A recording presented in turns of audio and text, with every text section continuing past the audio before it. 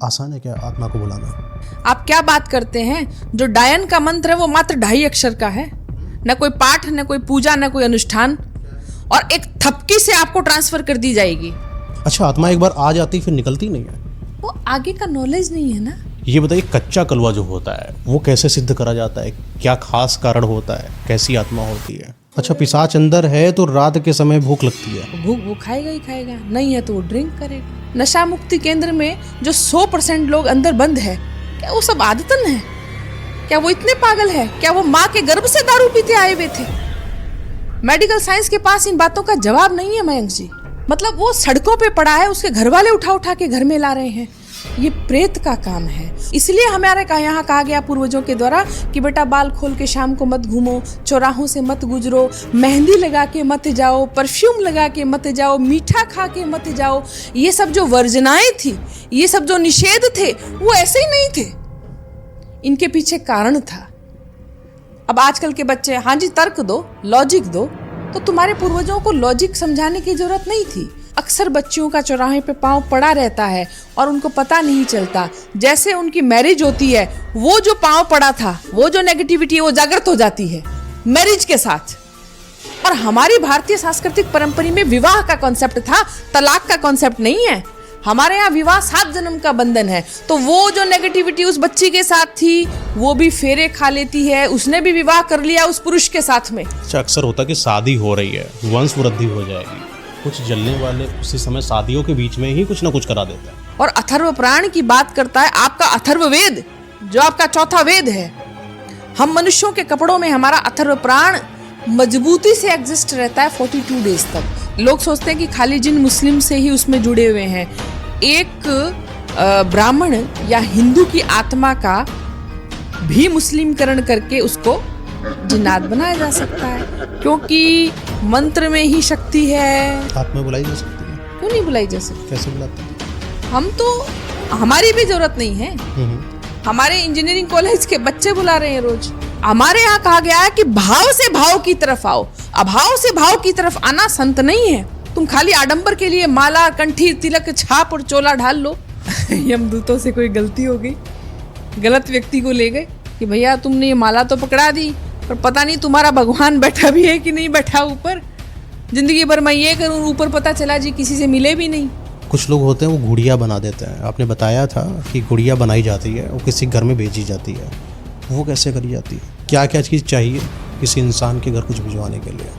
जो आपके पति हैं वो खुद एक सिद्ध आत्मा है, शुद्ध आत्मा है, उनको अपने पुराने जन्मों का भी आभास है, आपको भी अपने पुराने जन्मों का आभास है। ऐसा कैसे हो पाता है? पूरी भारतीय चेतना एक ही बात कह रही है कि आत्मा केवल शरीर बदलती है, कॉन्शियसनेस कंटिन्यू है। मृत्यु केवल इस पंचमहाभूत भौतिक शरीर की होती है। आत्मा तो कपड़े की तरह शरीर बदल रही है। सारी बताओ, इनमें सब में काली जी आने को बैठी है क्या? हाँ, मैं तो कहती हूँ मेरे को ले जाओ, मेरा तरीका देखो, 2 मिनट में काली ना भागे तो वहाँ से। तरीका क्या है? देखिए अब ज़्यादा हो जाएगा।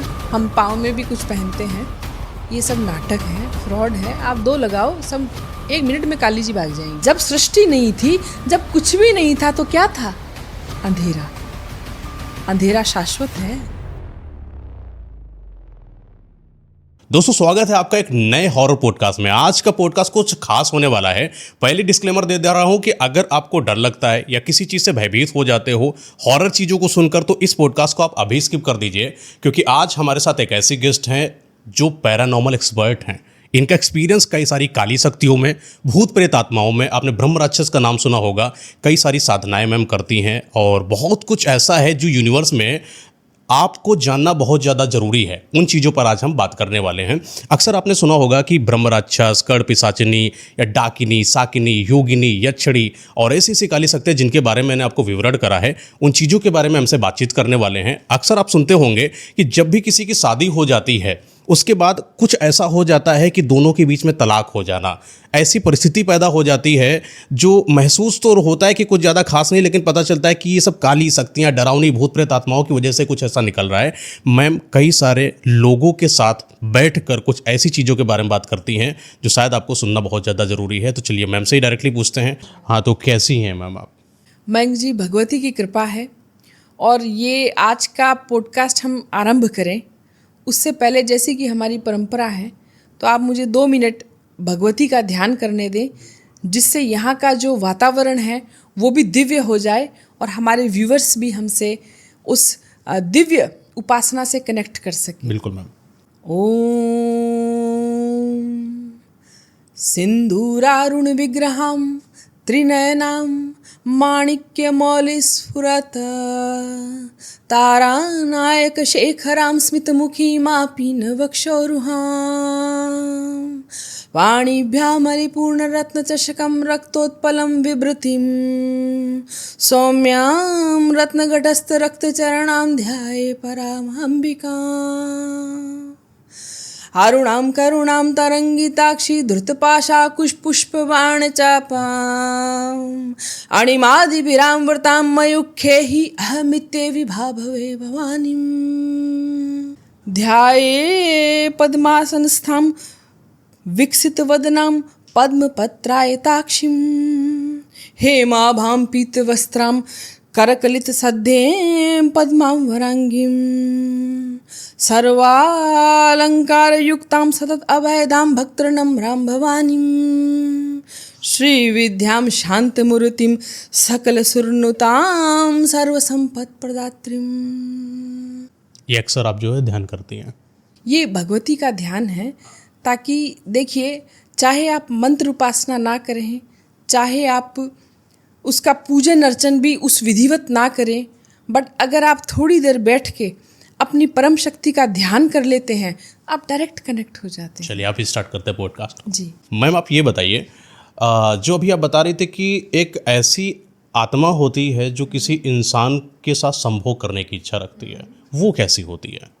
आप बताइए मयंक जी, एक बच्चे ने 25-30 साल अपना करियर बनाने में लगा दिया, क्या क्या डिग्री नहीं हासिल की, अच्छे अच्छे संस्थान से उसने पढ़ाई की, और शादी के बाद अक्सर या एक 27 से 30 की एज में वो अचानक से अपनी सामाजिक अपमान, अपनी सामाजिक इज्जत सब दांव में रख के दारू पीने लगता है। इतनी लीकर पीता है कि नशा मुक्ति केंद्र में बंद करने की तक नौबत आ जाती है। क्या ये नॉर्मल है? अब उसके साथ में जो प्रेत चिपटा होगा, आप जानिए कि जब वो उसके पास देह थी तब उसके वो लक्षण थे। यानी आपका कहने मतलब शराबी जो होता है उसके साथ प्रेत है? हाँ, बिल्कुल प्रेत है। क्या ये नॉर्मल है कि हमने इतना मुश्किल से करियर बनाया, इतनी अच्छी घर में बीवी बैठी है, बच्चे हैं, और वो अचानक से वो पुरुष बेइंतहा शराब पी रहा है। उसने अपना करियर दांव पे लगा दिया, नौकरी दांव पे लगा दी। आप इसको नॉर्मल मानते हैं क्या? उसका कंट्रोल नहीं है खुद के ऊपर। वो दिन में सोचता है कि मैं गलत कर रहा हूँ, लेकिन जैसे ही शाम होने लगती है वो ऐसे आउट ऑफ कंट्रोल होता है, न बीवी की बात मानेगा, न माता पिता की मानेगा, और उस समय उसको लीकर चाहिए। और जो लीकर का कंजप्शन है वो नॉर्मल आदमी नहीं करता है। 1 बोतल, 1.5 बोतल, 2 बोतल, किसी के बस की बात नहीं है डेली, और उसको फर्क नहीं पड़ता। जैसे कोई और अंदर से डिमांड कर रहा है, वो बच्चे महसूस करते हैं कि उनका कंट्रोल नहीं है, कोई और पीता है, वो प्रेत पीता है। तो जैसे जैसे प्रेत योनि में लोग जाते हैं, मैंने बार बार कहा कि देखो, कामनाएं वासनाएं, तो वो प्रेत जो जब उसके पास देह थी तो उसकी वो इच्छा थी, और प्रेत योनि में आने के बाद उसके वो लक्षण रह गए। अगर किसी की बहुत अधिक काम वासना है तो आप देखिए, वो जो प्रेत जिस पे चिपटा है, वो व्यक्ति काम ऊर्जा उसमें इतनी बढ़ जाती है कि उसको अपने सामाजिक मान अपमान का पता नहीं है। इसीलिए जो शराबी होता है अक्सर कहता हुआ सुनाई पड़ता है कि मेरी इच्छा तो नहीं करने की, लेकिन फिर भी पता नहीं क्यों करता है कि पी लूं।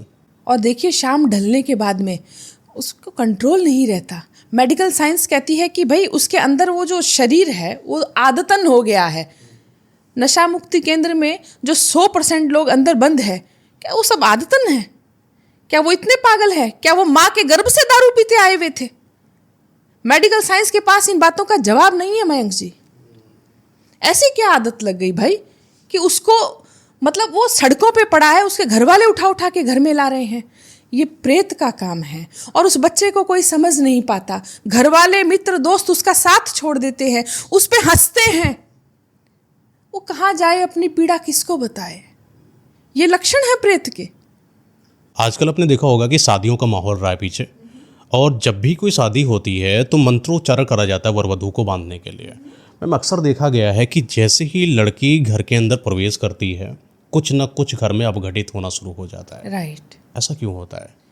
इसको हम थोड़ा सा और अच्छे से हमारे व्यूवर्स को समझाते हैं, क्योंकि बहुत से ऐसे परिवार हैं मयंक जी, क्योंकि मेरा फील्ड में वर्क है, लोग बहुत संख्या में उससे जुड़े हुए हैं, आज वो बच्चे भी सुन रहे होंगे। जब किसी बच्ची की शादी तय होती है और जैसे जैसे शादी की डेट नज़दीक आने लगती है, उसके साथ में जो घटनाएं घटित होने लगती है, उन बच्चियों को समझ नहीं आता। कुछ ऐसी घटनाएं जैसे उनकी लगातार तबीयत खराब रहना, उनके शरीर में से जैसे जान निकल गई है, दर्द बने रहना।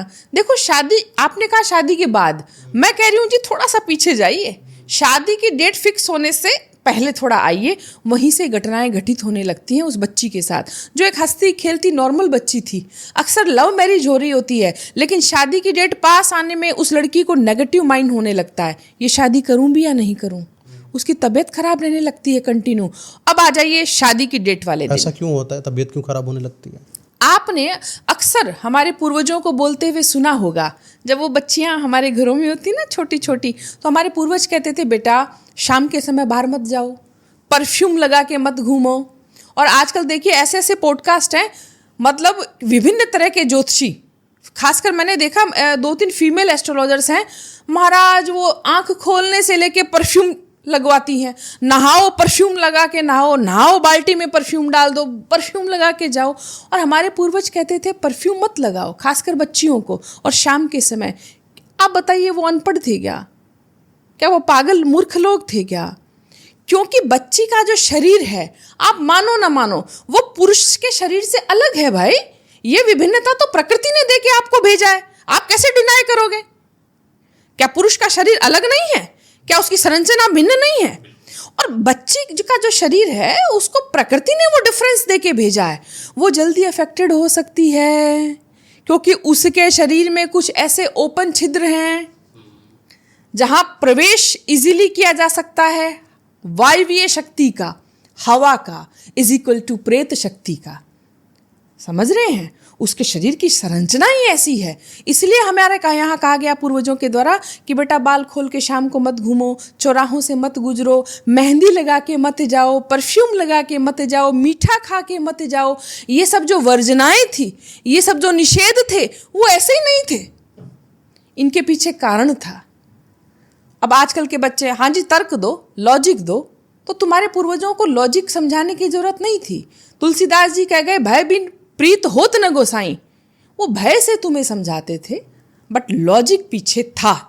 अब तुम्हें लॉजिक सुनना है तो लॉजिक सबसे बड़ा, तुम प्रकृति की संरचना देखो ना। तो मयंक जी, स्त्री का जो शरीर है वो इन नेगेटिविटी के लिए यूं समझिए अडेप्टेबल है। बहुत जल्दी वो ग्रसित हो सकती हैं, वो नेगेटिव ऊर्जा की ग्राह हैं। ये हम आगे के पॉडकास्ट में बात करेंगे कि वो फिर अपनी पर्सनैलिटी कैसे मजबूत करे।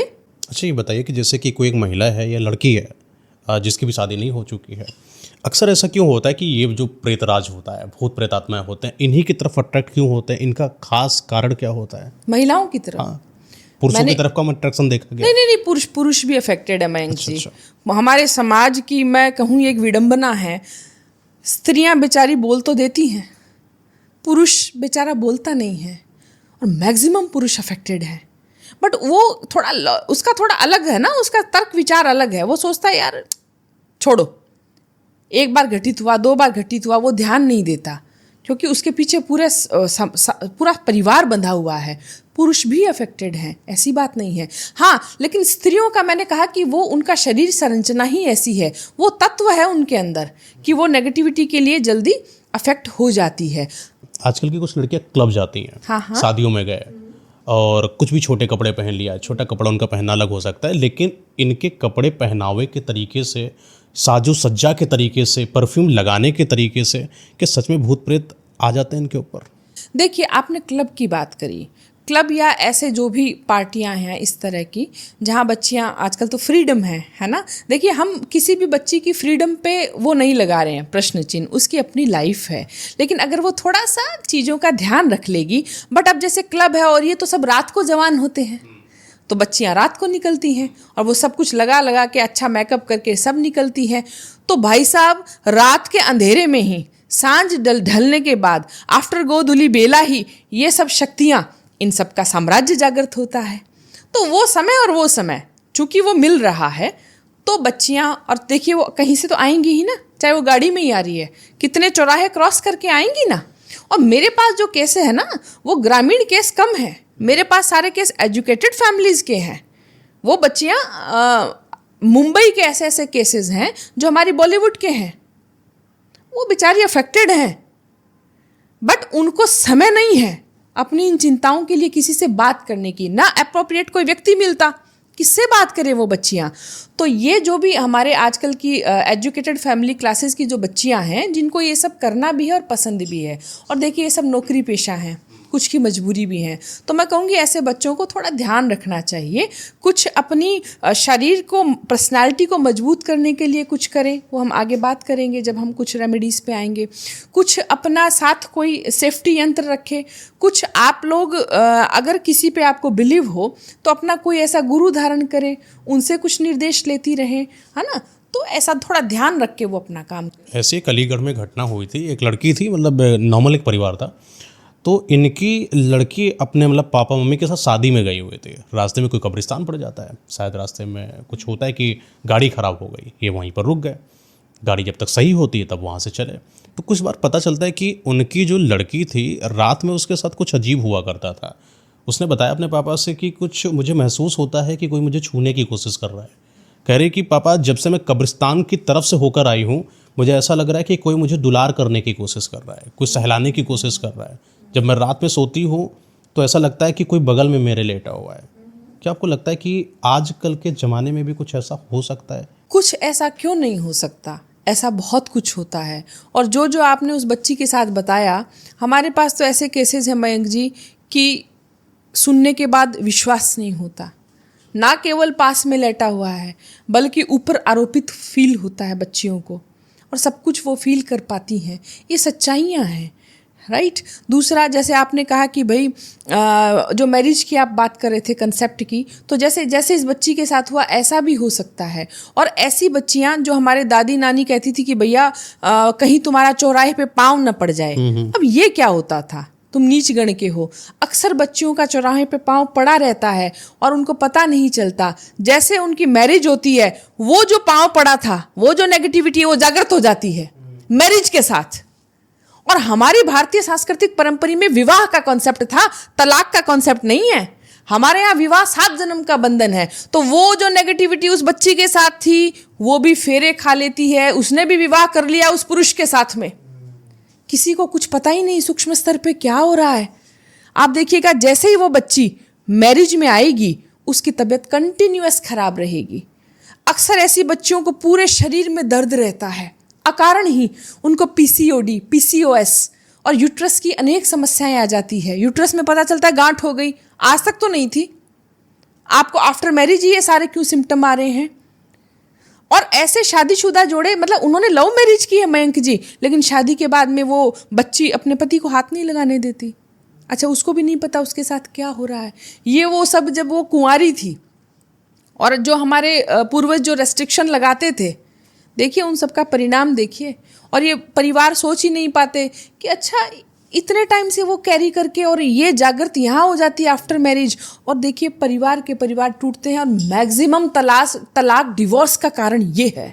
आपका कहना है कि कोई ऐसी है आत्मा जो साथ में फेरा लगा लेती है, ऐसा होता है? कैसे होता है ये? देखिए, ये जितनी भी प्रेत आत्माएं हैं या भूत जिनको हम कहेंगे, इनके पास शरीर नहीं है। और न्याय दर्शन में और इवन आयुर्वेद में पूरा का पूरा एक चैप्टर है प्रेत का, बड़ा साइंटिफिक है, बट डर के हमारे कोई बात नहीं करता।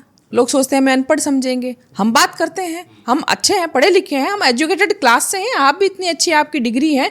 हम आपको बताते हैं कि ये जो प्रेत है इसका शरीर वायवीय है। वायवीय इन द सेंस हवा, एयर, ठीक है। तो एयर कहीं भी जाके किसी को ग्रसित कर सकती है। और ऐसी बच्चियों के साथ में भी वायवीय शरीर इन बच्चों के साथ जुड़ा रहता है। अब ये बच्ची एक है, बट एंटिटी इसके साथ अलग से है। ठीक है, ठीक है, जो पहले लग ये गई थी। एंटिटी भटक रही है और इसमें कुछ ऐसी एंटिटीज होती है जो कुंवारेपन में मर गई थी लेकिन इच्छाएं बाकी रह गई। उसकी भी इच्छा है कि वो भी शादी करती काश, लेकिन बिफोर मैरिज वो खत्म हो गई। तो वो ऐसी कुंवारी बच्चियों को पकड़ती है, इंतजार करती है कि आने दो वो दिन जिस दिन इसकी शादी होगी, और वो उसके अंदर रह के अपनी इच्छाएं तृप्त कर रही हैं। अच्छा, वो तो उसके श्रृंगार अंदर कर रही जो है। आत्मा है वो उस पति के साथ शादी भी कर लेती है। अब उसका देखो, क्योंकि उसकी कामेच्छा रह गई कि काश मेरी भी शादी होती। अक्सर देखते हो ना आप, बच्चियां कुंवारी, उनकी किसी वजह से डेथ हो जाती है, एक्सीडेंटल डेथ हो गई, कोई ऐसी बीमारी हो गई जिसमें वो चल बसी और उनकी मैरिज नहीं हुई। कुछ की तो मैरिज मतलब फिक्स्ड है और उससे पहले वो चल बसी। ऐसी ऐसी कई, और वो प्रेतात्माएं भटकेगी नहीं तो क्या होगा, भटकेगी और वो ऐसे तो शरीर को पकड़ती है। आत्मा इस पति के साथ शादी कर चुकी है, कर चुकी, वो नहीं चाहेगी कि ये जो महिला है हाँ ये इनके साथ। एग्जैक्टली क्योंकि तलाक का कंसेप्ट है नहीं, वो उस लड़की को छोड़ेगी नहीं और उस आदमी को नहीं छोड़ेगी। एक बात आपने बताया था कि जब शादी हो जाती है कि पीरियड्स आ नहीं रहे लेकिन आ जाते हैं, हाँ, समय नहीं था लेकिन आ गए, राइट। ऐसा क्यों? ये सबसे बड़ा लक्षण है। ऐसी बच्चियां अपने आप को पहचान ले कि जिस दिन फेरे होने हैं, जिस दिन शादी होनी है, उनको पीरियड्स की डेट नहीं होती बट पीरियड्स आ जाते हैं, फेरों से पहले आ जाते हैं। 103, 102, 100 फीवर चढ़ा होता है। अब उनको क्या पता, वो सोचती ठीक है दवाई ली और मैरिज तो हो गई। ये सबसे बड़ा लक्षण है, सावधान हो जाइए। बोला जाता है ना कि आप लड़की हो वर वधू दोनों साथ में रहेंगे कुछ दिनों तक घर के अंदर, बाहर नहीं जाना, वीरान जगह पर, पहाड़ियों पर नहीं जाना है, किसी का कुछ दिया हुआ नहीं खाना है।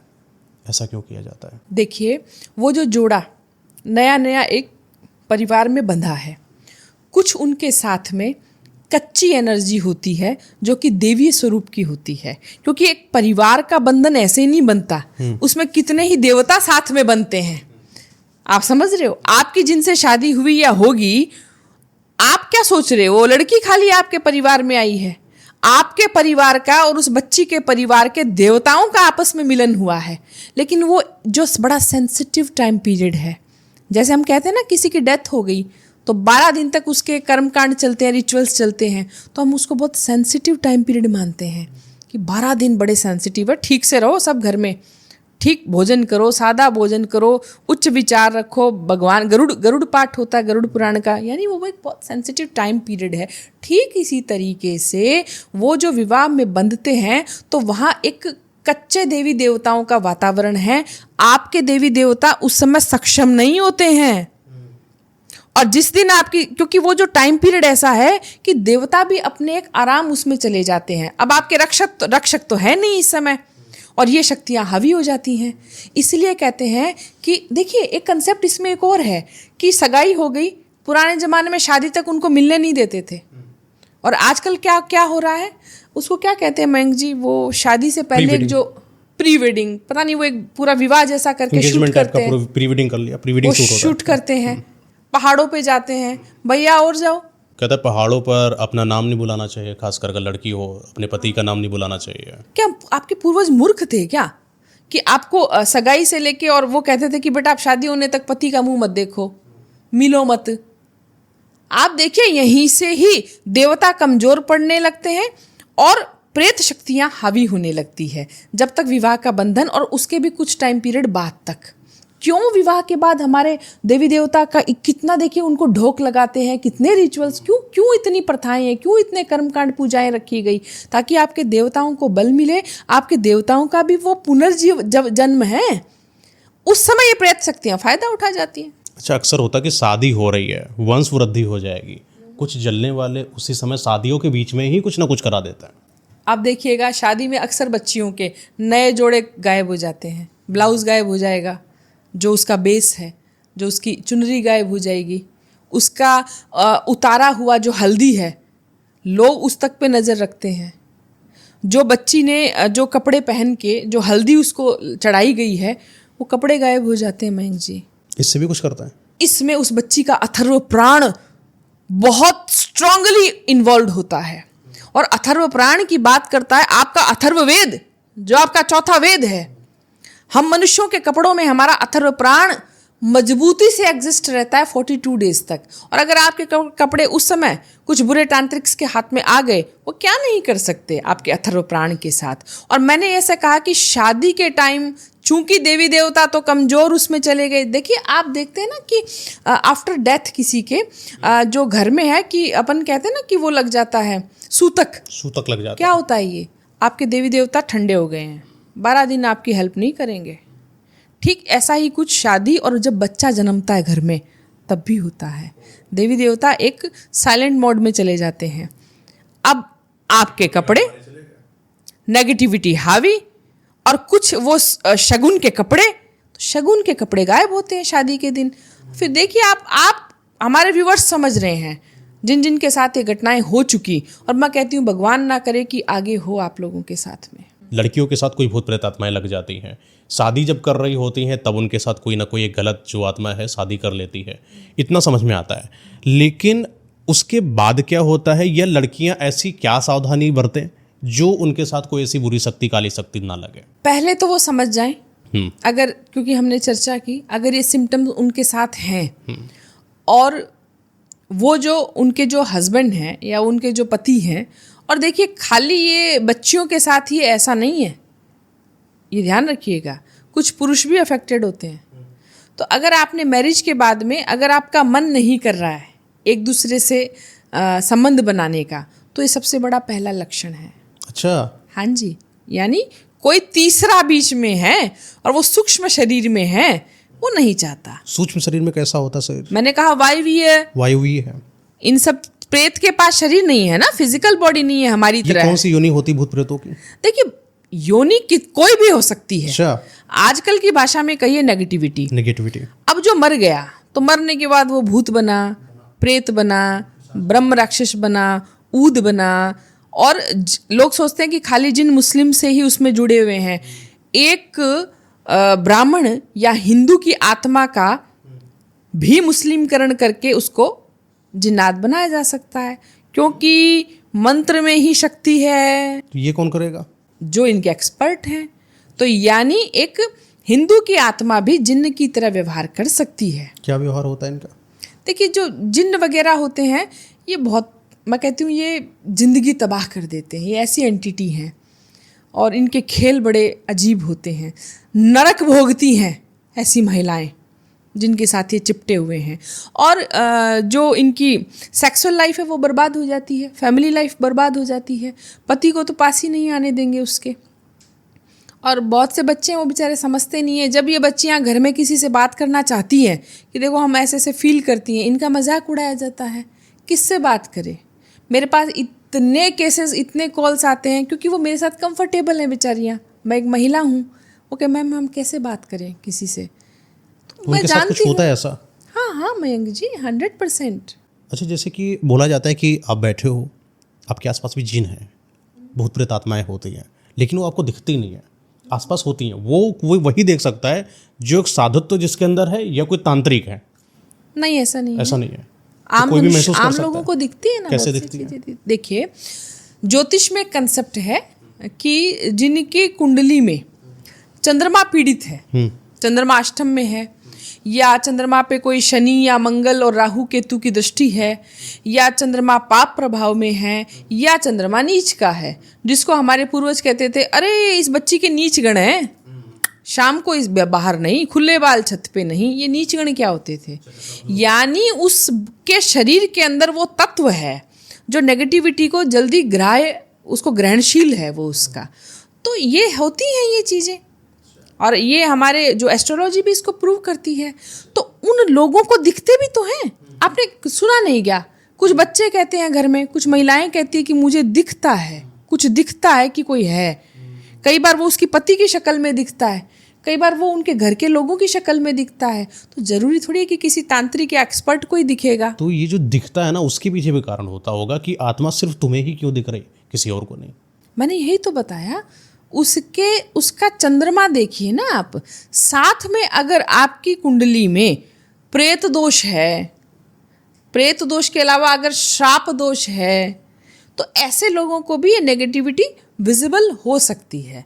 अब लोग सोचते हैं ये इनका काल्पनिक है। अरे भाई साहब, काल्पनिक नहीं है, रियल है। जब वो आती है आत्मा इनके साथ, तो उसका बर्ताव कैसा होता है, उसका स्वरूप कैसा होता है? मैंने पहले ही कहा कि उनका बर्ताव डिपेंड करता है कि जब उनके पास पार्थिव शरीर था, ये पंच महाभूत भौतिक शरीर था, और उस समय उसके जैसे लक्षण थे उस व्यक्ति के, वो प्रेत योनि में जाने के बाद वैसे ही लक्षण, और वो बहुत ज़्यादा इन्हांस हो जाएंगे। जैसे मान लीजिए एक व्यक्ति है और काम वासना से वो पीड़ित रहता है हर समय, अब वो बाई चांस एक्सीडेंटल डेथ हो गई या कोई और कारण से, अब इच्छाएं तो शांत हुई नहीं, वो जब प्रेत बनेगा तो उसके लक्षण समझ जाओ। अब वो जिससे चिपटेगा वो व्यक्ति भी वैसा ही व्यवहार करेगा, अचानक से उसमें कामोत्तेजना बढ़ जाएगी, उसको अर्ज बहुत होती है सेक्स की। अब उसको वो सोचता है कि एज, ऐसे ऐसे केस जिनकी एज 55 साल हो गई, 60 ईयर्स में आ गए, तो जवानी में तो उनको ये अर्ज नहीं थी, अब बुढ़ापे में क्या हो रहा है आपके साथ में? उन लोगों को पता नहीं ना, वो सोचते हैं बेचारे हो रहा होगा। तो उसके जो लक्षण है, तो जो पार्थिव शरीर उसके पास था, पंचभूत प्राण का शरीर था, और उस समय जैसे उसकी इच्छाएं, कामनाएं, वासनाएं, आवेग, संवेग जैसे थे, मृत के होने के बाद में वो जो उसका प्राण प्रेत बनेगा, वह के वे लक्षण उसके होंगे। आत्मा बुलाई जा सकती है? क्यों नहीं बुलाई जा सकती? कैसे बुलाते हैं? हम तो, हमारी भी जरूरत नहीं है, हमारे इंजीनियरिंग कॉलेज के बच्चे बुला रहे हैं रोज, हमारे हॉस्टल के बच्चे बुला रहे हैं, बच्चों का खेल कर रखा है। कैसे बुलाते हैं आत्मा? मैंने पहले भी एक पॉडकास्ट में सचेत किया ऐसे बच्चों को, हॉस्टल में जो रहते हैं। मैम पहले आत्मा कैसे बुलाएंगे वो बताइए ना। हाँ, वो जो प्लेन चिट खेलते हैं ना, प्लेन चीट खेलते हैं। और क्रिश्चियनिटी में तो बहुत है ये, जो क्रिश्चियन बच्चे हैं वो तो बच्चा बच्चा जानता है कैसे खेलना है। आपने मूवीज़ में देखा होगा, बॉलीवुड में देखा होगा कि वो कैंडल वैंडल जला के और कुछ एक सर्किल बना के और वो कॉइन उसमें खिसकता है। बहुत लोगों को लगता है ना कि आत्माएं भूत प्रेत नहीं होता है। मैंने तो हालांकि एक दो चीज़ें बताई भी है। मैं जानना चाहता हूँ आपसे कि ऐसी क्या विद्या है या कि ऐसी क्या साधना है कि किसी इंसान को देखना हो भूत प्रेत आत्मा वो देख सके? मैं ऐसा कहूँगी कि अपने मालिक का शुक्रगुजार करें, अपने भगवान का शुक्रगुजार करें कि आप अब तक देख नहीं पाए। जिस दिन देख लिया फिर क्या होगा? क्या क्या करना है? क्यों ऐसी कामना करते हैं? और ऐसे बहुत से लोग तर्क और कुतर्क करते हैं, तो लाओ हमें दिखा दो। मन का बेटा तू तेरा भगवान मना, जिस दिन तेरे में बीतेगी ना उस दिन कहीं का नहीं रहेगा। जब तक डंडा पड़ता नहीं ना तब तक पता नहीं चलता मार कैसा है। मयंक जी, ऐसे बहुत से मंत्र हैं जो शमशान भूमि में 1 माला से लेके 5 माला तक बहुत है, आपके सामने प्रकट हो सकता है। लेकिन मंत्र को स्किप कर देते हैं। लेकिन अगर वो व्यक्ति, मान लीजिए उसको पॉजिटिव ग्रहों की महादशा चल रही है, मान लीजिए गुरु की महादशा है, तो हो सकता है प्रेत पास में आके भी उसको विजिबल नहीं होगा। मान लीजिए राहु की महादशा है तो दिख भी जाएगा। आप समझ रहे हैं? बट मामला यहाँ ना खत्म होगा कि देखने तक, हाँ बेटा तू मुझे दिख गया, अब तू जा। साथ अब भी तो चलेगा, बेटा साथ ही जाएगा, घर भी आएगा। और फिर देखो मजे। तो अब बताइए कुछ तो। अब तो लोग जो सुन रहे हैं उनको बस यही है, मैम बता दो, बस मुझे बताओ कैसे करें। वो ठीक नहीं है ना, हम सामाजिक कल्याण के लिए हैं, हम ऐसा कुछ फसाद नहीं फैलाना चाहते। बेटा एक मंत्र भी अगर ऐसा दे दिया और किसी ने टेस्ट कर लिया, पूरा एक परिवार बर्बाद हो जाएगा। मुझे याद आता है, क्योंकि देखिए मेरा बहुत से गुरुओं से भी मिलना होता है, बहुत एजुकेटेड संभ्रांत जो संत हैं उनसे भी मिलना होता है, तो हमारे ही एक गुरुजी कहेंगे हम, क्योंकि हम बहुत सम्मानजनक उनको गुरु ही कहते हैं हम सबको, मेरे से सब बड़े हैं। तो हमारे एक गुरु ऐसे हैं, क्योंकि हम नाम तो डिस्क्लोज नहीं करेंगे, वो सुन भी रहे होंगे, मुझे माफ़ कर दें, लेकिन उनको, वो श्री विद्या उपासक हैं ओके। हमारी तरह, तो कम तो नहीं है किसी से। बट गुरुजी भरी जवानी में बड़े उद्दंड स्वभाव के थे, तो गुरुजी ने कहा जी मैं तो बेताल साधना करूँगा, बेताल लेके आऊँगा, और आए दिन वो कुछ न कुछ उठपटांग साधनाएं करते थे, उनका नेचर था। तो बाकायदा उनका जो घर था वो कुछ ऐसी जगह पे था कि पास में ही जंगल था। अब वो रोज़ रात को जाते बेताल सिद्धि के लिए, जो भी क्रियाविधि होती है, मंत्र वगैरह सब चलते, और करके एक अपना असिस्टेंट ले जाते। क्योंकि थोड़ा सा मैं इतना बता देती हूँ कि गुरुजी जो है उच्च न्यायालय में बहुत अच्छे पद पे थे, बस इतना ही बताऊँगी। तो लोगों की तो, सेवकों की तो कमी नहीं थी, सेवक जाते बहुत दूर खड़े हो जाते भाई एहतियात के तौर पे कि कल को कुछ हो जाए तो हमें ले आना घर पे। हुआ क्या, जब 21वां दिन हुआ, अच्छा, 21 दिन की साधना थी बेताल साधना। हाँ, बेताल साधना, ये उनका खुद का एक्सपीरियंस हमारे साथ बताया हुआ है। गुरुजी आज भी हैं और बहुत अच्छे तरीके से हैं कि 21वें दिन क्या हुआ बेटा, हमें लगा कि सामने से जैसे कोई युद्ध करने आ रहे हैं, हजारों संख्या में घोड़े और उन पे घुड़सवार और बड़े बड़े भाले लेके कि आएंगे और हमारी छाती में गोद देंगे। और वो इतना बड़ा समूह था सैनिकों का, और जो घोड़ों की पदचाप की आवाज थी कि कान फटने लगे। गुरुजी फिर भी मंत्र जपने लगे, बट यूं लगा कि अब तो आ गए ये सब छाती में हमारे भाला गोदने। अचानक से उनको ऐसा लगा कि उन्होंने उन पे हमला किया। उसके बाद गुरुजी को कुछ याद नहीं और वो बेहोश हो गए। उनको जब होश आया तो खुद ने, क्योंकि उनके एक शिष्य थे जो कि दिल्ली में बहुत अच्छे डॉक्टर हैं, तो जब होश आया तो उस अपने शिष्य के हॉस्पिटल में उन्होंने खुद को पाया और पता चला कि वो शायद 8 या 9 दिन बाद में होश में आए थे और उनको केवल वही सीन याद था कि आक्रमण हो गया है मेरे पे सैनिकों का। उसके बाद में वो हॉस्पिटल से उठ उठ के भागने लगे, पागलों जैसी हरकत करने लगे। मयंक जी, हमारे गुरुजी को 1 साल लगा वो पागल रहे। और उनका वो जो शिष्य, क्योंकि अच्छे अच्छे शिष्य, अच्छी क्लास के उनके शिष्य थे, बच्चे हाईली एजुकेटेड, उन्होंने उनको साल भर संभाला, घर वालों ने संभाला। जब गुरुजी ठीक हुए तो उन्होंने बताया कि ऐसा लगता था कि एक उनका मेन गेट खोल के और बड़े लंबे लंबे आदमी, हम मनुष्यों से भी 3 फुट 4 फुट लंबे और बड़े हष्टपुष्ट पूजा का थाल लेके आते थे। और चूंकि वो भगवती के उपासक थे तो उनकी आंखों के सामने वो भगवती की पूजा करते थे, बढ़िया पूजन अर्चन करके, और 12-13 एकदम हष्टपुष्ट मनुष्य आके, और धीरे धीरे वो उनके घर में फैलते गए। कभी 10 आते, कभी 12 आते, कभी 20 आते, कभी 100 आते, और सिर्फ गुरुजी को दिखाई देते। और गुरुजी भागते पागलों की तरह कि हमारा घर है, तुम निकलो, ये हमारी भगवती है, तुम कैसे सेवा कर रहे हो। ये रियल एक्सपीरियंस है। और अंत में कुछ ऐसा भी हुआ कि उन्होंने बोला मैंने नरक देखा।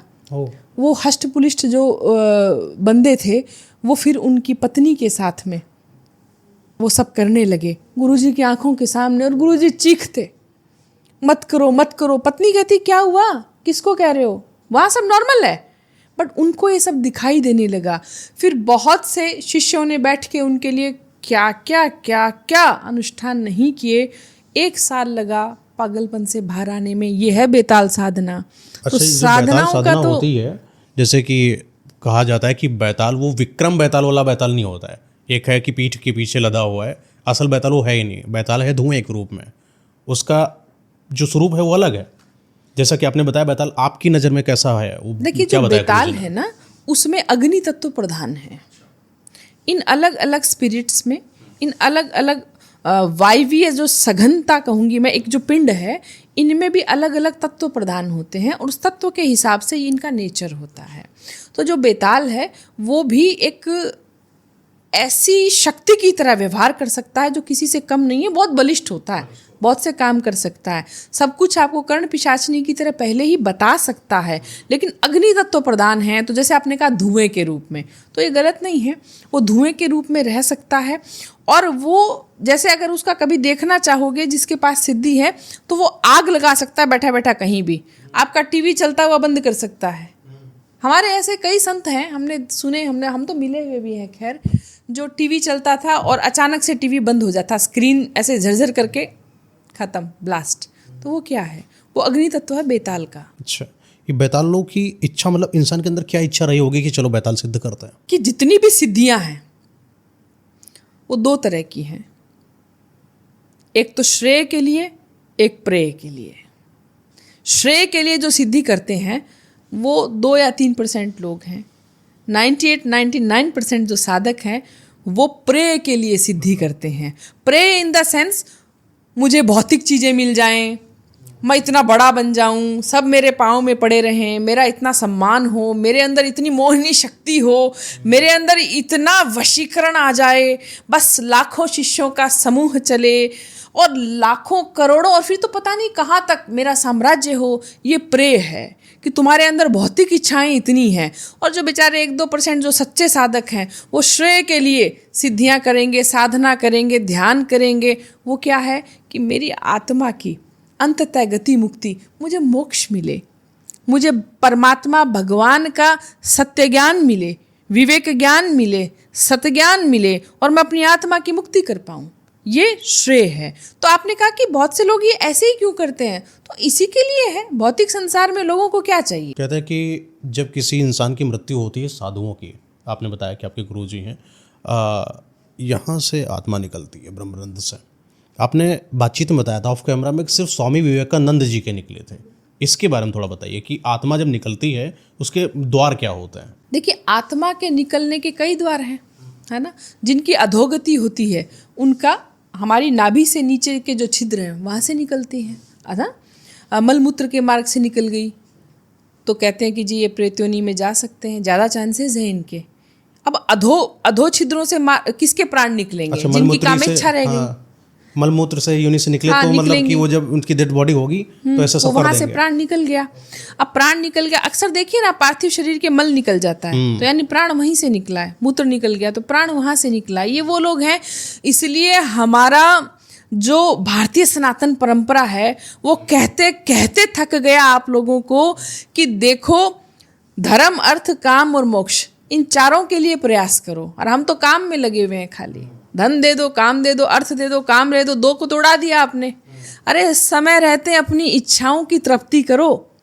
इतनी इच्छाएं मत बढ़ाओ कि जब तुम्हारी अंतिम यात्रा का समय आ गया फिर भी ओहो जान अटकी हुई है मेरे बेटे में, जान अटकी हुई है, वो मेरी बहू मेरी चुगली तो नहीं कर रही, वो बहू मेरा सूटकेस खोल के देख लेगी, सब खा जाएगी। आपके प्राण अधोगति से ही निकलेंगे। तो जो मल मूत्र के भाग से निकले ये अक्सर प्रेत योनि में जाते हैं। ये भटकते हैं। आंखों से निकलेगी, वो आंखों से प्राण निकले, कान के छिद्रों से निकले, मुंह से निकले, ये ठीक ठाक हैं। ये भगवत कृपा से भगवत की शरण में जाएंगे। लेकिन अगर कोई कहता है जी ब्रह्मरंध्र से सर्वोच्च है, शास्त्र भी कहते हैं, बट क्या ब्रह्मरंध्र से प्राण निकलना इतना आसान है? जो परमहंस होगा उसी का ही ब्रह्मरंध्र फटेगा। और जरूरी नहीं है कि ब्रह्मरंध्र से निकला और वो रंध्र फटना भी चाहिए, कोई जरूरी नहीं है। बट ऐसा कहते हैं कि स्वामी विवेकानंद ने जब अपने प्राण छोड़े तो उनका सही में ही ब्रह्मरंध्र फटा हुआ था। तो मैं तो मानती हूँ कि वो युग पुरुष थे, वो दिव्य पुरुष थे। वो कोई एक ही बर्थ थोड़ी है स्वामी विवेकानंद का। उन्होंने उस संत आत्मा ने पता नहीं कितने जन्म लिए। तो ऐसे संत आप देखना मयंक जी, ये अपने सांसारिक जीवन में बहुत सुखी नहीं दिखते हैं, ये बहुत दुख झेलते हैं। और आप देखना ऐसी दिव्य दिव्य आत्माएं अभाव में पैदा होती है, जिनके अगर खाने के भी लाले पड़े होते हैं। ये अभाव से भाव क्रिएट करती है। अगर मैं ये कहूँ देखो जी मैं तो संत प्रकृति की हूँ, मैं तो सब चोला पहन रही हूँ अब से भगवान दिखाने के लिए, अरे तो भैया तेरे पास अभाव था, तेरे पास था क्या त्यागने को? और गरीबी में तूने ये धारण कर लिया, ये वस्त्र लोगों को दिखाने के लिए। हमारे यहाँ कहा गया है कि भाव से भाव की तरफ आओ। अभाव से भाव की तरफ आना संत नहीं है। तुम खाली आडंबर के लिए माला, कंठी, तिलक, छाप और चोला ढाल लो। इसीलिए जब वो सिद्धार्थ से बुद्ध बनते हैं तो संत बन जाते हैं। संत बन जाते हैं, बहुत अच्छा।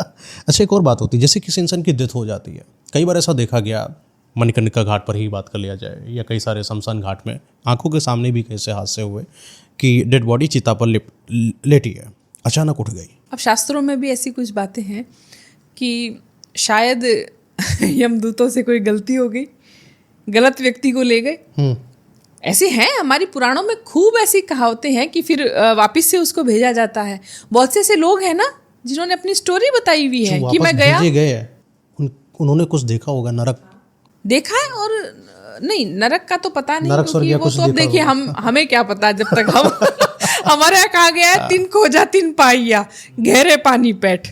तो ये जब तक हमारे साथ नहीं बीतेगी हम स्वर्ग नरक का क्या बात करें आपसे। लेकिन हाँ, बहुत से ऐसे एक्सपीरियंस आपने भी सुने होंगे। चिता पर यहाँ पर जो है एक बड़ी लकड़ी रखी जाती है छाती पर कि वो उठ ना पाए, और कई केसेस में ऐसा होता है कि वो बॉडी उठ जाती है। तो लोगों ने उसको कुतर्क वाला जब चीज़ आता है तो बोले कि साइंस में ऐसा हवा भर जाती है तो फिर जब आग लगती है तो वैसे उड़ जाती है। लेकिन जब मैंने थोड़ा सा इसके बारे में रिसर्च करी शास्त्रों में भी, तो थोड़ा सा काली शक्तियों की किताबों में, काली शक्ति है ना, वो देखिए वो पार्थिव शरीर को हासिल करने के लिए, हाँ ये वाली बात है कि तो कई हुए ऐसे उठा कैसे वो। आप देखिए, आप याद कीजिए कि पार्थिव देह के नाक और ये तुरंत इनमें रुई डाल दी जाती है। रुई क्यों डाली जाती है बताइए। तो वो हवा ना प्रवेश कर, उनके लिए, आम आदमी के लिए तो हवा ही है ना जी।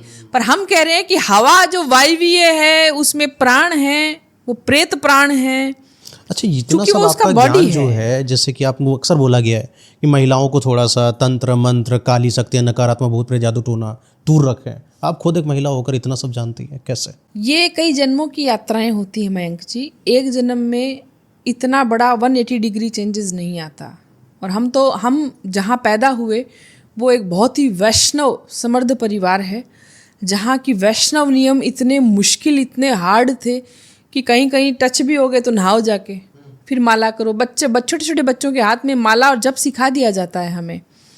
लेकिन हम थोड़ा सा क्या है कि हमारा जो दिमाग है ना वो रिसर्च में ज़्यादा था कि भैया तुमने ये माला तो पकड़ा दी, पर पता नहीं तुम्हारा भगवान बैठा भी है कि नहीं बैठा ऊपर। ज़िंदगी भर मैं ये करूँ, ऊपर पता चला जी किसी से मिले भी नहीं। तो मेरे को जानना था, और ये जो जानने की जो जिज्ञासा है ना, ये मुझे को लेके आई। हाँ, आपके साथ कुछ ऐसा जब जान रही थी तो कोई भूत प्रेत आत्मा दिखे या फील हुआ आपको ऐसा? नहीं, ऐसा देखिए, एक बात याद रखिए हमेशा के लिए, ताकि ये वहम भी दूर हो जाए लोगों का। अगर आप पे भगवत कृपा है, या आपने सुना होगा अक्सर कि ऐसा कहते हैं कि जो दुर्गा पाठी होता है उसके सामने प्रेत नहीं आते। ये सत्य भी है, एक हद तक सच्चाई भी है।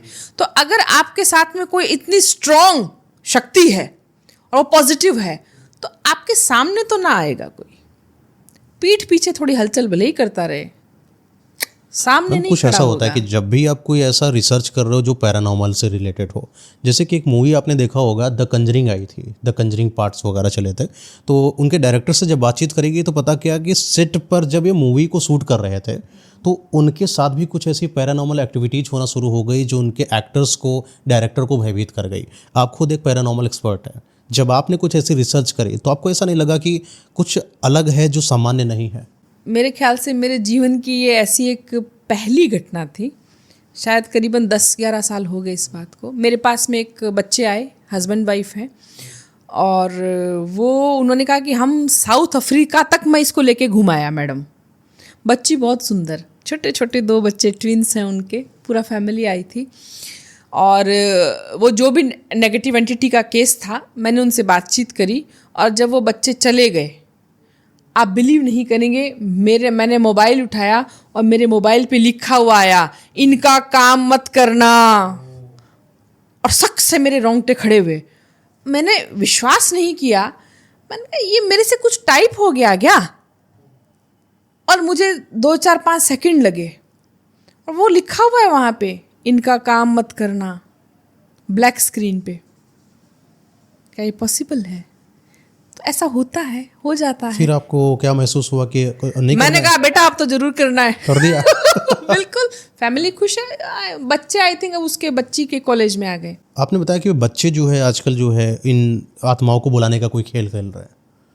आसान है क्या आत्मा को बुलाना? भाई साहब आसान है, क्योंकि सब कुछ मंत्रों के अधीन है। आप क्या बात करते हैं, जो डायन का मंत्र है वो मात्र 2.5 अक्षर का है, न कोई पाठ, न कोई पूजा, न कोई अनुष्ठान, और एक थपकी से आपको ट्रांसफर कर दी जाएगी। आपको पता ना चलेगा, आपने तो जाके पाँव छुए, वो आपको थापी दे रहा है, थापी से डायन आपको ट्रांसफर, आपको तो पता ही नहीं क्या हुआ।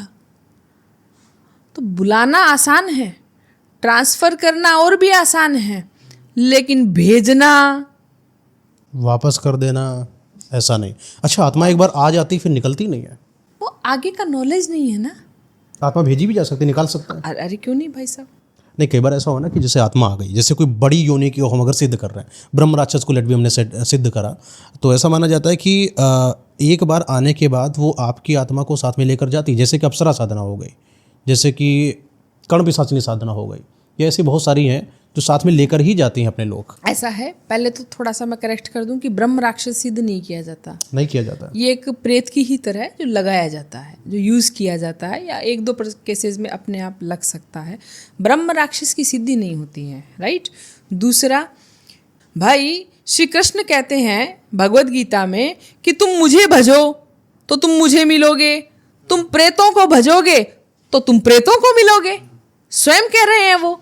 तो सीधी सी बात है ना, जितने दिन आप जवान थे और आपने सारा काम तो इन प्रेतों से करवाया, छोटी मोटी गंदी चीज आप ले आए, तो वो छोड़ेगा क्या आपकी मृत्यु के बाद? वो तो आपको अपने कुनबे में शामिल करेगा ना, फिर आपको प्रेत बनाएगा, आप भी प्रेत बन के घूमोगे। इसलिए देखिए कहा गया कि कभी भी गलत शक्तियों की तरफ अट्रैक्ट मत होइए, गलत सिद्धियां मत कीजिए, तामसिक राजसिक सिद्धियों से दूर रहिए। वो जिंदगी भर भी आपका खून चूसेगी, ठीक है, आपके वो काम भी कर देगी, लेकिन मृत्यु के बाद तो नहीं छोड़ेगी आपको। आप भूल जाइए कि आप कोई गोकुल धाम या विष्णु जी के धाम जाएंगे, जाना आपको इन्हीं के साथ है, और बनिएगा भूत बन के इनकी टोली में। आपने कोई अप्सरा बुला ली, कोई कर्ण पिशाचिनी बुला ली, तो अब तो आप उसके घर के हो गए ना मेंबर।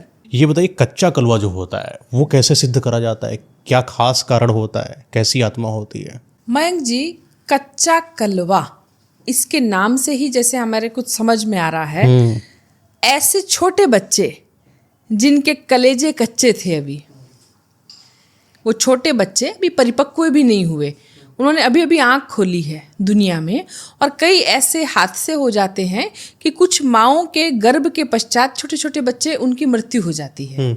ठीक है, और ये जितने छोटे होते हैं, मतलब जैसे मान लीजिए जन्म हुआ और 1 दिन के या 9 दिन के या महीने भर के या 2-3 महीने या 6 महीने के बच्चे खत्म हो गए बाई चांस, वो कच्चा कलवा बनेगा। वो कच्चा कलवा, वो बनेगा नहीं, वो तो बनाया जाता है। अच्छा, बनाया जाता है, बनाया जाता है, वो तो बस आत्मा हो गई। हाँ, अब इसमें 2 कंसेप्ट हैं। कई बार आपने देखा होगा महिलाओं को मिसकैरेज हो जाते हैं, तो अक्सर मिसकैरेज आप नोटिस करना, या तो 3 मंथ्स पूरे होने के बाद में होता है, मतलब 3 और 4 मंथ्स के बीच में मिसकैरेज होता है, और अक्सर महिलाओं के 7 मास का बच्चा निकल जाता है। इसे हम कहते हैं सतमासिया ग्रामीण भाषा में, कि भाई सतमासिया बच्चा मिसकैरेज हो गया, निकल गया गर्भ से, गर्भ गिर गया माँ का। तो ये जो बच्चे हैं, ये भी अक्सर पितृ बनते हैं उस परिवार के, और बड़े स्ट्रांग पावरफुल पितृ होते हैं ये, आप समझ रहे हैं। तो वो देवयोनि में भी जा सकते हैं, और बाई चांस अगर किसी माँ का बच्चा पैदा होके खत्म हो गया, अब क्या होता है, हमारे यहाँ छोटे बच्चों को हिंदू परंपरा में भी दफनाया जाता है, उनको अग्नि के भस्मीभूत नहीं किया जाता, उनको तो दफना दिया जाता है। छोटे बच्चों को हम दफनाते हैं। क्या होता है कि देखो गांव में ये जो ग्रामीण तंत्र है ना बाबा, ये भयंकर फैला हुआ है। अब तो फिर भी थोड़ा सा, अब तो शमशान घाटों में भी सेफ्टी हो गई, कैमरे लग गए, पर पहले बहुत चलता था ये। तो ये जो तांत्रिक्स हैं, जो बुरे कर्म करते हैं, ये क्या करते हैं, वहाँ से जाके उसको निकाल लेते हैं, उस बच्चे को, क्योंकि ऐसा तो है नहीं तुरंत आपने दफनाया और ख़त्म हो गया वो हार्ड मास का, वो उसको निकाल लेते हैं। अगर उसका कंकाल भी मिल जाए कैसा भी, तो वो भी उनके काम आता है। बच्चा उन्होंने रातों रात निकाल लिया, और ये उतना पावरफुल कलवा बनेगा जितना जल्दी इसको दफनाया और निकाल लिया। ये तांत्रिक्स बनाते हैं, ऐसी बहुत से मंत्र और सिद्धियां हैं, ऐसी बहुत सी कार्य प्रणाली है कि अब ये जो बॉडी है, ये जो उस बच्चे के जो प्रेत योनि में वो बच्चा है, उसमें आप सुनेंगे तो भी बड़ा भयानक लगेगा आपको कि ऐसे भी होता है क्या। देखिएगा, ये उस बच्चे को निकाल लाते हैं।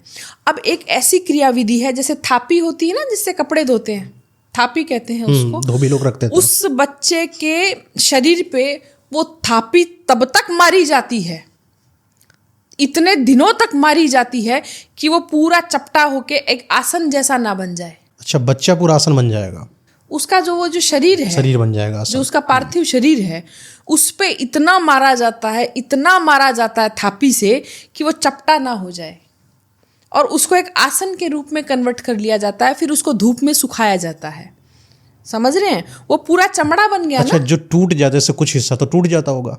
नहीं, वो टूट जाए भले, लेकिन वो पूरा बच्चा निकाल के इस तरीके से वो उसको उसका एक आसन के रूप में, उसको सुखा के उसको वो तैयार कर लेते हैं, आसन तैयार कर लेते हैं। कुछ ऐसी सिद्धियां भी हैं, उसमें पशुओं के शरीर के भी आसन बनते हैं।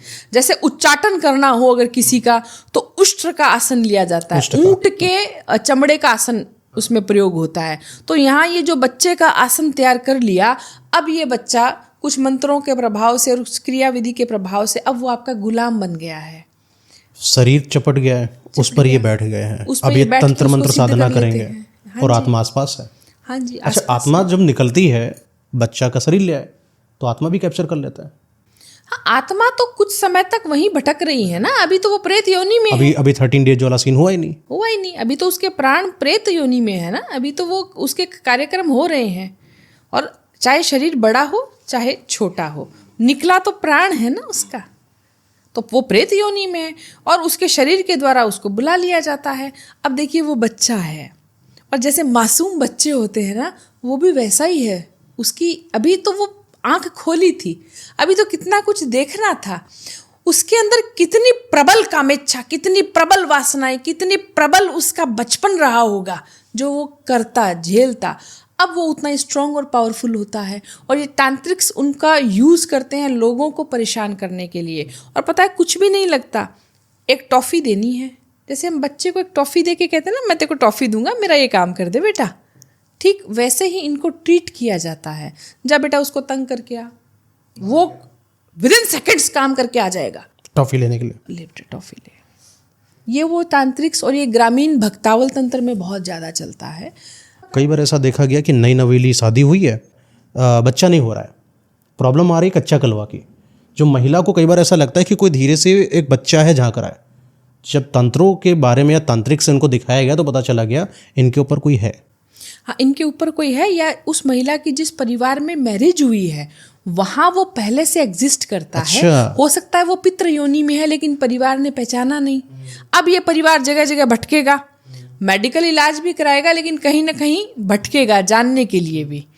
तो वहाँ से खुलासे होते हैं कि भाई आपके घर में तो कोई छोटा बच्चा पितृ है, तो जब तक तुम उसको मानोगे नहीं तब तक वो तुम्हारे काम नहीं होने देगा। अच्छा, इसमें एक और चीज़ मैंने जहाँ तक पता करी है कि अब बच्चा वो छोड़ता नहीं है, चाहे आप घर बदल दो, आप हजारों किलोमीटर दूर चले जाओ, वो बच्चा ही क्यों।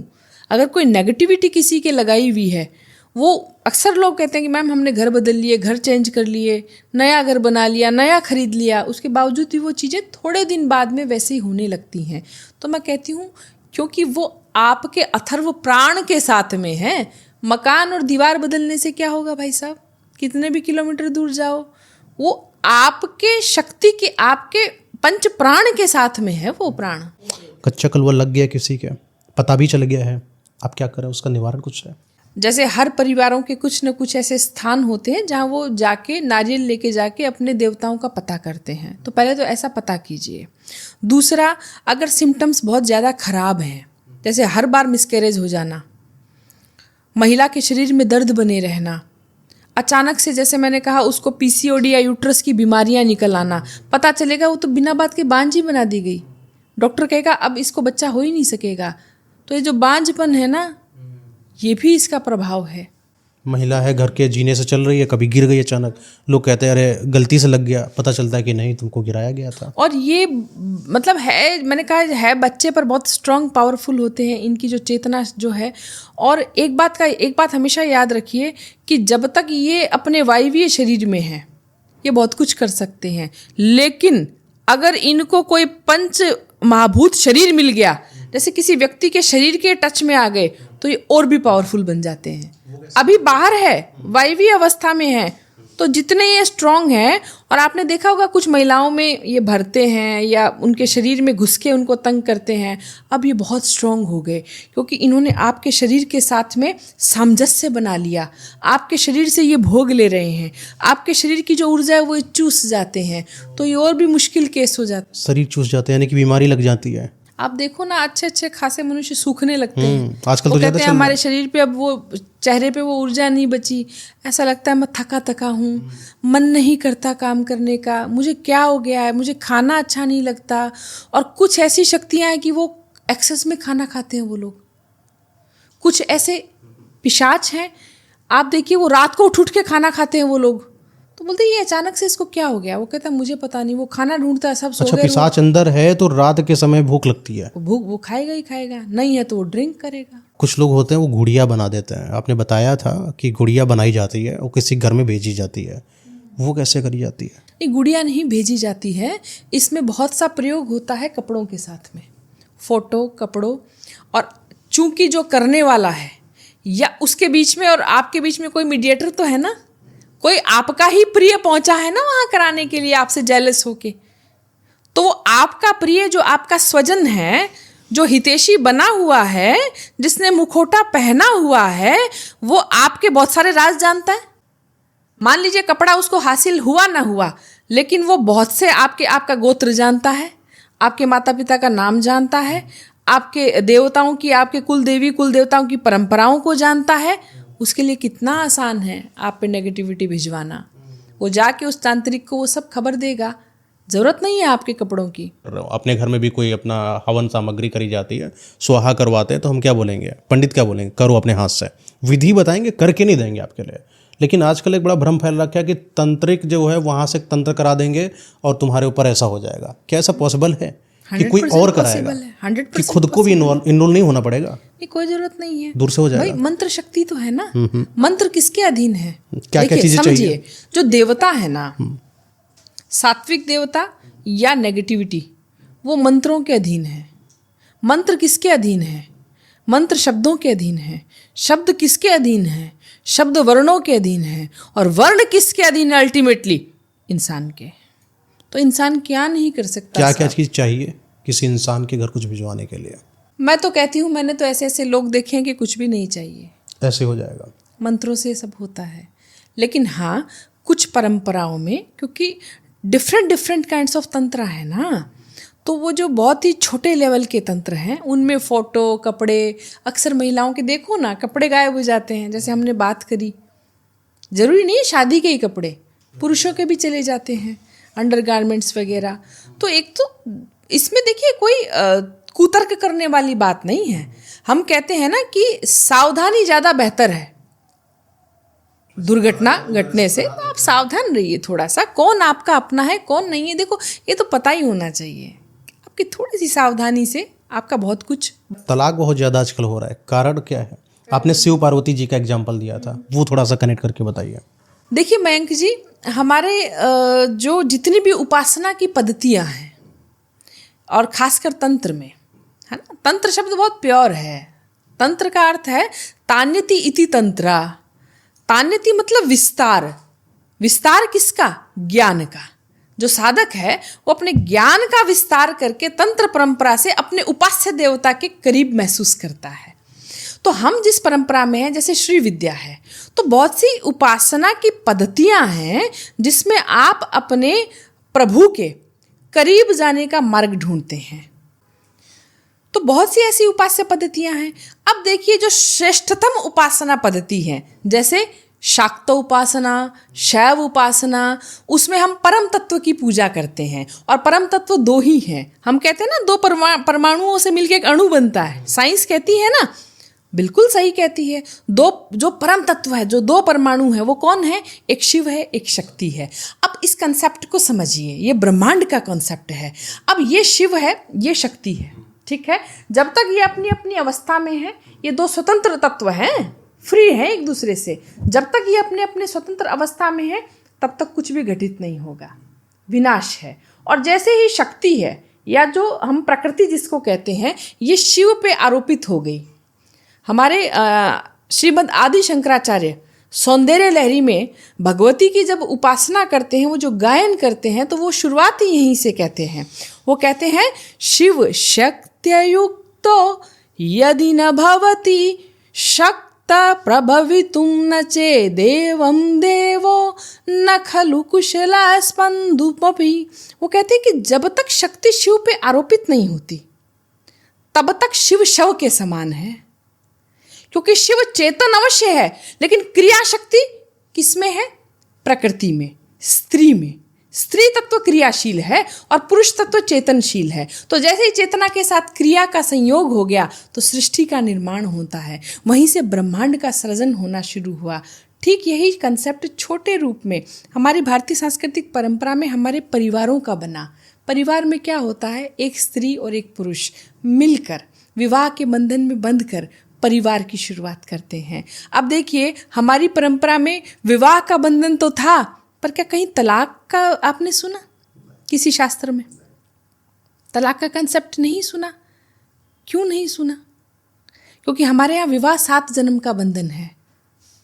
तो जैसे शिव और शक्ति मिलते हैं, वैसे हम व्यूवर्स को कहना चाहेंगे कि जब आप मैरिज करने जा रहे हैं, तो ठीक वैसे ही दो तत्व आप खुद को मानिए। आप दो अलग अलग स्वतंत्र तत्व हैं, लेकिन आप एक जान होने को जा रहे हैं। आप इस भाव से शादी में क्यों नहीं बंध रहे? छोटी छोटी बात के लिए आप झगड़ा करते हैं। वो जो प्यार था, लव मैरिज हो रही है और आप एक दूसरे पे हाथ उठा रहे हैं। आप शिव और शक्ति से क्यों नहीं प्रेरणा लेते? वो देखिए ना, वो एकदम स्वतंत्र तत्व है, अलग अलग अपने विनाश की अवस्था में है, लेकिन सृष्टि करने के लिए वो भी करीब आते हैं। तो आप क्यों नहीं ये प्रेरणा ले सकते कि देखिए ये मेरे घर में स्त्री है, मैं इसको लेके आया हूँ, मैं इसको मांग के लाया हूँ, मैंने इसका पानी ग्रहण किया है, तो ये मेरी जिम्मेदारी है, इसकी भावनाओं को मैं ठेस नहीं पहुँचाऊँ। और स्त्री क्यों नहीं समझती कि पुरुष के तत्व के अंदर ही ईगो है, उसके अंदर ही अहंकार है, तो वो क्यों उसके अहंकार को बार बार चोटिल करती है? और अगर ये बच्चे समझ जाएं, आप देखिए परिवार कितना प्यारा कंसेप्ट है। जो आपके पति हैं वो खुद एक सिद्ध आत्मा है, शुद्ध आत्मा है, उनको अपने पुराने जन्मों का भी आभास है, आपको भी अपने पुराने जन्मों का आभास है। ऐसा कैसे हो पाता है? होता है मयंक जी, क्योंकि हमारा आप देखिए श्रीमद् भगवत गीता स्वयं कहती है, और कितने हमारे शास्त्र भरे पड़े हैं, पूरी भारतीय चेतना एक ही बात कह रही है कि आत्मा केवल शरीर बदलती है, कॉन्शियसनेस कंटिन्यू है, मृत्यु केवल इस पंच महाभूत भौतिक शरीर की होती है। आत्मा तो कपड़े की तरह शरीर बदल रही है, यानी वो कंटिन्यूटी में चल रही है। तो पिछले काम उसके बाकी रह गए, तब वो पुनर्जन्म लेती है। पिछले लोगों का उसका हिसाब किताब बाकी रह गया, तब वो उसके पति पत्नी और बच्चों की शक्ल में आते हैं, माता पिता की शक्ल में आते हैं। तो हमारा तो, मैं कहती हूँ, हमारी इतनी रिच सांस्कृतिक परंपरा है।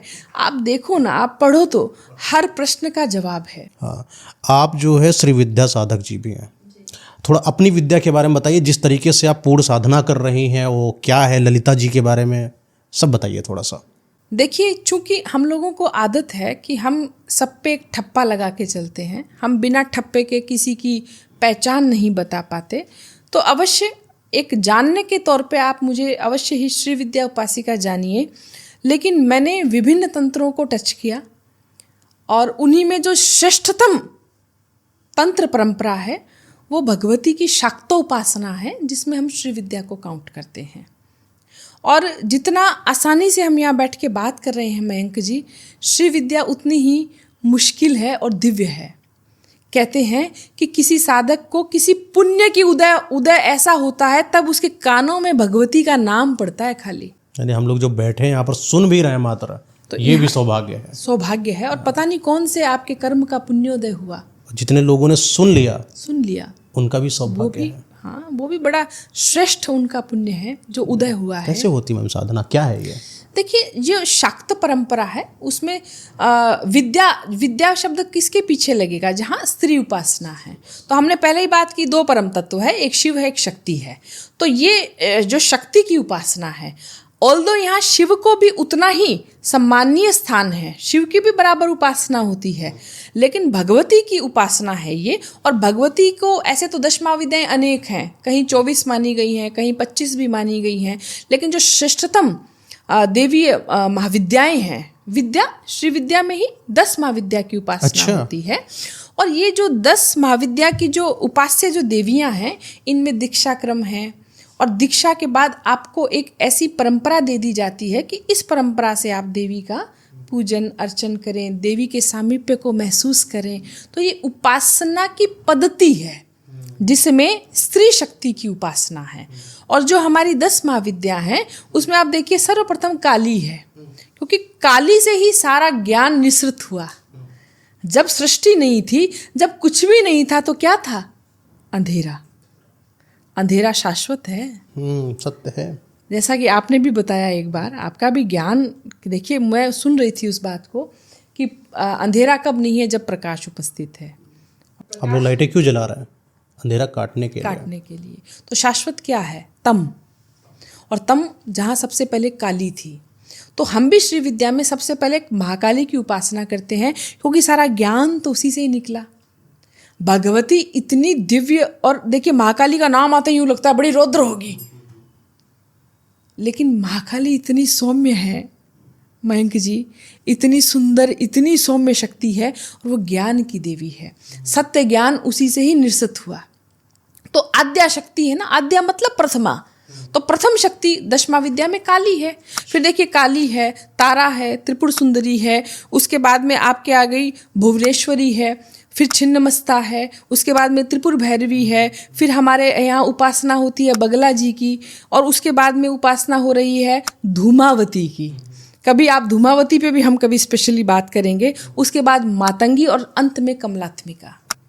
ये दशमा विद्याएं हैं। इसमें आजकल बगलामुखी जी के बारे में बहुत ज़्यादा लोग बात कर रहे हैं। हाँ, क्योंकि प्रचलित हो गया स्वरूप। देखिए आज हम बात कर रहे हैं ना मयंक जी, हमारा एक उद्देश्य ये भी है, क्योंकि ये तंत्र की चीज़ें हैं और तंत्र हमेशा गुप्त रहा। सब गुरुओं ने कहा कि देखो कपड़े के नीचे बात करो, कभी भी इसको उठाओ मत, तंत्र हमेशा गुप्त चला।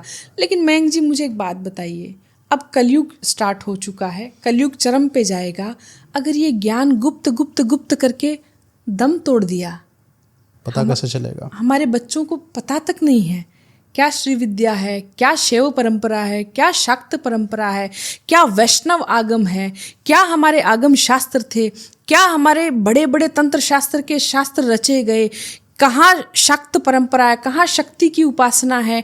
आप देखिए जैन परंपरा में तंत्र है अपना उनका खुद का, बौद्धिज्म में अपना उनका तंत्र है, हमारे वैष्णव आगम में तंत्र है, जो वैष्णव जो संप्रदाय है हमारा, इनका भी अपना एक तंत्र है, वेखानस है। तो कितने तंत्र अब बच्चे जानते ही नहीं हैं।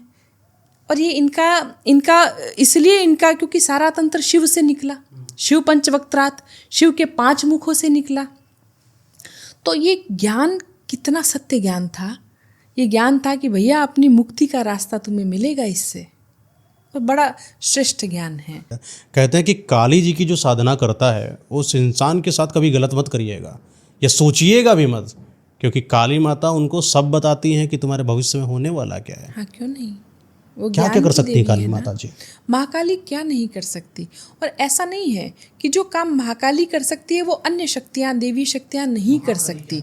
लेकिन चूंकि अगर एक ही जो है वो, मतलब हमने 10 स्वरूपों की कल्पना क्यों की, हमने नवदुर्गा की कल्पना क्यों की? दुर्गा तो एक ही बहुत थी शत्रुओं के, राक्षसों के संहार के लिए। लेकिन हर स्त्री शक्ति के पीछे कुछ ऐसे प्रॉपर्टीज हैं, कुछ ऐसे गुण हैं उसके कि साधक तय कर रहा है कि मुझे क्या चाहिए। जैसे किसको क्या चाहिए और वो कहाँ पर जाएगा गुरु को दक्षिणा? मान लीजिए कि मुझे अपनी मुक्ति का उपाय खोजना है, मुझे परम तत्व का ज्ञान चाहिए मैंने मयंक जी, तो मैं महाकाली के बिना आगे नहीं बढ़ सकती, क्योंकि ज्ञान तो वही देगी आपको। आत्मा में वो ज्ञान भासित होता है। वो ऐसा नहीं है, देखो देवियाँ ऐसा नहीं है कि कर्ण पिशाचिनी की तरह आके कान में बोलेगी, ये बड़ा भ्रम है लोगों को। जो देवियाँ हैं वो आपके हृदय में बात करती हैं, कान में पिशाचिनियाँ बात करती। यस, कोई आने वाला है या कुछ घटित होने वाला है, देव शक्ति आपके हृदय में उसका ज्ञान करवा देती है।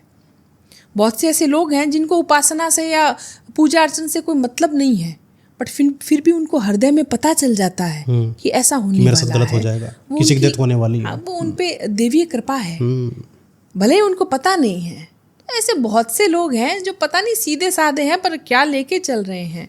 तो हमारे यहाँ महाकाली की जो उपासना है, अगर आपको परम तत्व का ज्ञान चाहिए, सत्य ज्ञान चाहिए, अगर आपकी आत्मा पे पड़े हुए अज्ञान की धूल को आपको साफ करना है और तब वो परम तत्व भासित होगा, प्रकाशित होगा, तो आप महाकाली की साधना कीजिए।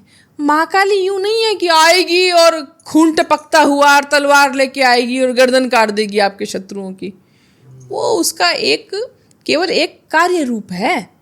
अगर आप महाकाली के साधक हैं और कोई शत्रु है जो कोई षड्यंत्र बना रहा है आपके खिलाफ, अब देखिए आपको तो पता भी नहीं गुप्त और जानकार शत्रुओं का, गुप्त शत्रुओं का तो नहीं पता, लेकिन आपकी महाकाली तो देख रही है। वो बताएं, वो वहीं पर खत्म वो कर देंगे। सर्वकालिक और सर्वदेशिक है। वो आपके साथ होके उसको सब कुछ सब जगह दिखाई दे रहा है, आपको नहीं। आप सर्वकालिक और सर्वदेशिक नहीं हो, भगवती तो है। वो आपके शत्रु को उठने से पहले ही देखिए उसका क्या करती है। इसलिए हम कहते हैं कि देखो साधकों से भिड़ो मत। कहते हैं काली उपासक अगर कोई है तो उसके ऊपर अगर आपने गलत दृष्टि डाली तो साधक को नहीं पता चलेगा, वो पहले तुम्हारी दृष्टि खराब नष्ट, कर देगी। हाँ वो पहले नष्ट हो जाएगा, नष्ट भ्रष्ट हो जाएगा। माँ काली की जब हम पूजा अर्चना करते हैं, योगिनी यक्षिणी का भी वहाँ पर नाम आता है। जो यक्षिणियाँ हैं, जो योगिनियाँ हैं, ये कौन है? ये महाकाली की सेना में है, सेना में है। ये उनका प्रोटोकॉल है पूरा। अब आप सोचते हैं कि महाकाली की सिद्धि कर रहे हैं तो क्या महाकाली आ जाएगी क्या? सबसे पहले इनकी सेना आएगी, आपको जांचने परखने। बहुत सी यक्षिणियाँ आएंगी, योगिनियाँ आएंगी। तो ऐसी परम योगिनियाँ भी हैं, वो 8 हैं और वो देवी के दोनों तरफ दाएं और बाएं चलती हैं। अच्छा, आगे वो चलती हैं। तो योगिनियाँ तो ऐसी हैं, वो देवी तत्व लिए हुए हैं, देव तत्व है उनमें। और बहुत से लोगों को ये भ्रम भी रहता है साधना में कि मुझे महाकाली का ही दर्शन हुआ। वो एक्चुअली वो 100% योगिनियों के ही स्वरूप हैं, वो अपने देवी का तत्व लेके आती हैं। कुछ लोग महिलाएं जागरण में खड़ी हो जाती हैं, काली माता आ गई, हाँ। नहीं महाराज, मुझे माफ़ कीजिएगा, गलत बहुत से लोग नाराज भी होंगे आपके। ये ऐसा नहीं हो सकता है ना। अब आप बताओ, वो जो तत्व है हाँ, किसी के शरीर में आ गया और फिर तुम्हारे शरीर में इतनी क्षमता है, तुम फट ना जाओगे, पंचतत्व का शरीर लेके विस्फोट ना हो जाओगे। अभी देखिएगा, जो देवता है ना, इनको हाडमास नहीं है, ये दिव्य स्वरूप में है, ये तेजोमयी स्वरूप में है, ये प्रकाश स्वरूप में है। आपने सुना होगा कि देवताओं को पसीना नहीं आता, देवताओं को मल मूत्र, आप में जो सप्त विकार है वो नहीं होते। क्यों नहीं होते? क्योंकि उनके पास में ये हाडमास का शरीर नहीं है, वो दिव्य स्वरूप में है। वो आपको लगता है कि आपके इस गंदे शरीर में प्रवेश कर जाएंगे? तो ये सब नाटक है। ये अवश्य हिस्टीरिया के केसेस हैं सारे।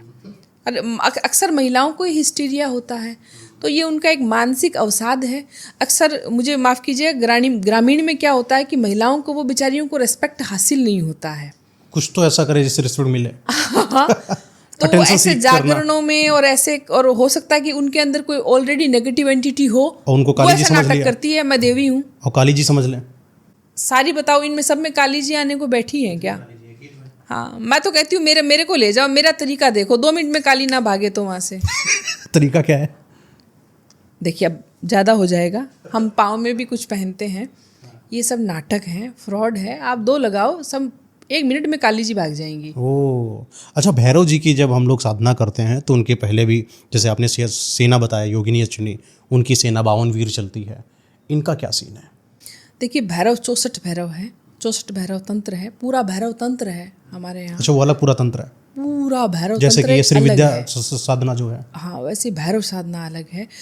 अगर कोई समझ ले एक बार कि ये भैरव तत्व क्या है, वो ये है कि जैसे हमने बात करी कि जब सृष्टि क्रम होगा तो सृष्टि क्रम में क्या होगा, 2 परम तत्व एक साथ मिलेंगे।